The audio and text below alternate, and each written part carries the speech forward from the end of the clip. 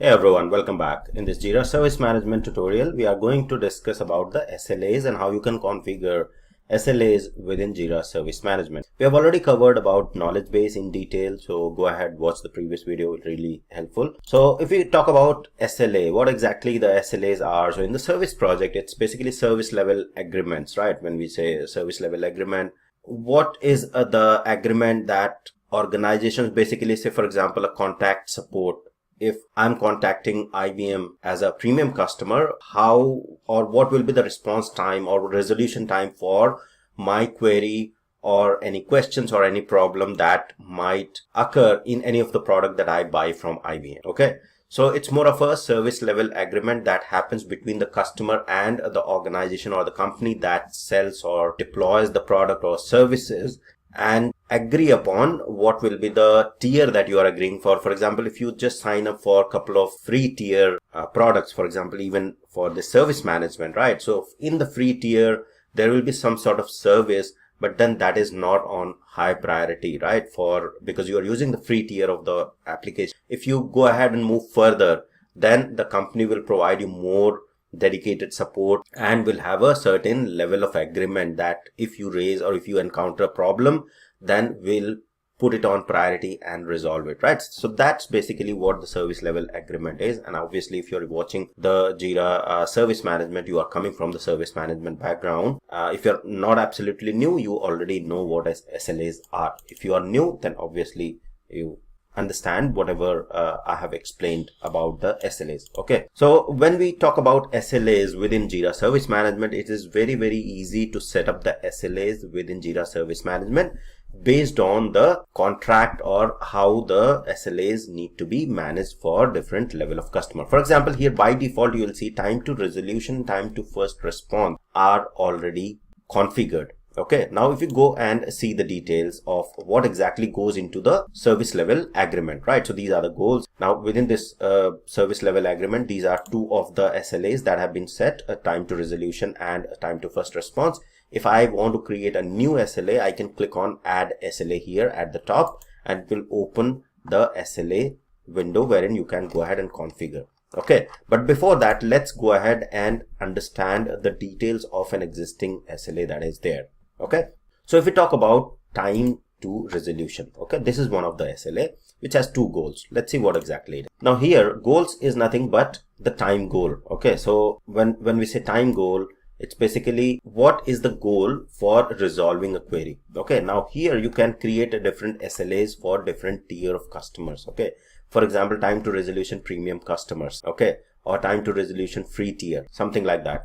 So for example, time to resolution will be, now this, because this SLA is there, this will be checked against all the high priority issues. Okay, so now we have created this SLA, this is out of the box. Now if the goal for resolution of any of the highest priority issues is 4 hours, like within 4 hours, that particular issue should get resolved. That's what the SLA goal is all about. And then there is all remaining issues is 16 hours. So if the resolution is not provided within 4 hours for the highest priority issues and 16 hours for all the remaining issues, then there will be alerts that will start getting generated. Okay, that's the beauty of having the SLAs, that no high priority or no issue gets missed and is being alerted to appropriate stakeholders if the action is not taken in a timely manner. Okay, so this is what the goal is, and you can set up these goals, right? So you can go ahead and set up multiple goals in here,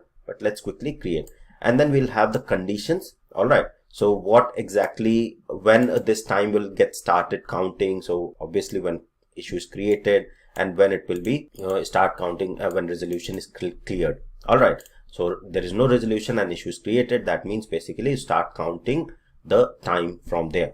Okay, finish counting when the resolution is set, and then the display format, how exactly the SLA will be displayed. All right, so you'll see that this is how the counter will look like, that how much time is left to resolve this particular incident or provide some response in that particular case. All right, so this is basically how the goals can be set, or basically the SLAs can be set, right? Goals are within the SLAs. So now let's quickly go ahead and create a new SLA. All right, so you understand all of these things in detail. So I'll go ahead and create a new SLA, click on add SLA, and I'll start typing in time to assign. Okay, let's say when there is a specific SLA that when a particular issue or new issue gets created, it should get assigned to someone within 1 hour, within 30 minutes, right? So I'll simply create a new SLA. I'll start typing in and I'll simply say, okay, this is a new SLA, time to, all right. Now this is the name of the SLA. Now what goal this needs to look for? It's basically, okay, within 1 hour. Okay, so I'll say put 1 hour, 1H, which means 1 hour. And if you have to specify minutes as well. So you'll clearly see that example here. So I can say, okay, if it is 1 hour 30 minutes, so I'll say 1 hour 30. Okay, so now time goal is 1 hour, that within 1 hour, any issue that gets created, okay, in the portal and assigned in the portal, whether it's query or whatever, should get assigned to someone within the service management team. All right, so issue to display in JQL, I'll keep it as is, all remaining issues. All right, and then calendar, you'll see that this is sample 9 to 5, or you can keep 24/7 calendar. Okay, so you can choose basically between which calendar, or whether 24-hour or 9 to 5 calendar accordingly. Now I'll go ahead and save it. Okay, and then here I can also add another goal as well. Okay, so one goal is 1 hour, but because I'm just looking for the time to assign, I'll just keep it as one goal there. Okay, and then I'll put the condition when to start counting the time. Okay, so I'll click on the plus and I'll say whenever the issue is created, but as soon as the issue is created, right? So simply select issue created from this drop down. All right, and add another condition that resolution is cleared, right? So I want to only start counting for the issues that are created and don't have the resolution. All right, so that is why I have added these two conditions in here. And when to finish counting, you can also have the pause counting timer as well in between, if you want to pause that, yes, when the counting should get paused, and when to finish. So I'll go ahead and finish it whenever it is basically assigned, whenever assignee is to assign, okay, or assignee is to assign. All right, so then you stop or finish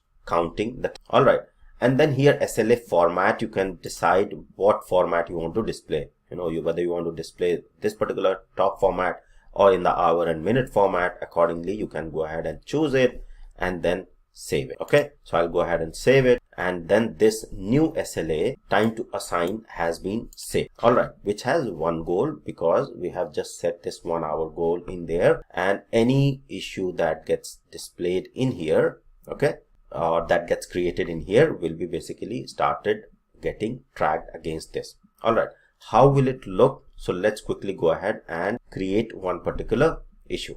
All right, so let me go back in here, or let's go to the portal, and from portal I'll submit something, and then I'll show you this particular SLA, how it looks. Put a general request in there, the question, I'll say SLA, send it. So for example, this is customer that is sending a particular query. Then how will so this is the number that got created, right? So if I go ahead and see the detail, because I have the backend access as well, wherein I'm configuring, so I should be able to see the SLA counters being shown. So if I go to the SLA here, okay, in the right hand side, you will see the SLAs. So SLAs will start getting, so you'll see time to assign. All right, it has a different format, the one that I set, okay, 59 minutes within 1 hour. Then what is time to first resolution? So all the SLAs that are applicable in this particular project will start getting showing here. And as soon as, say for example, the time is approaching, you will see the highlight being, or it will start highlighting red if it is approaching the duration of the, okay. So this is how you are going to configure the service level agreement, or edit the service level agreement, or delete, right? So if, for example, I want to delete a SLA, simply click on the ellipses here and click on delete a SLA, the configuration. Okay, so that's about the SLAs within Jira Service Management, what exactly SLAs are, how you are going to configure them, how you are going to edit or delete an SLA within Jira Service Management. Thank you. See you in the next.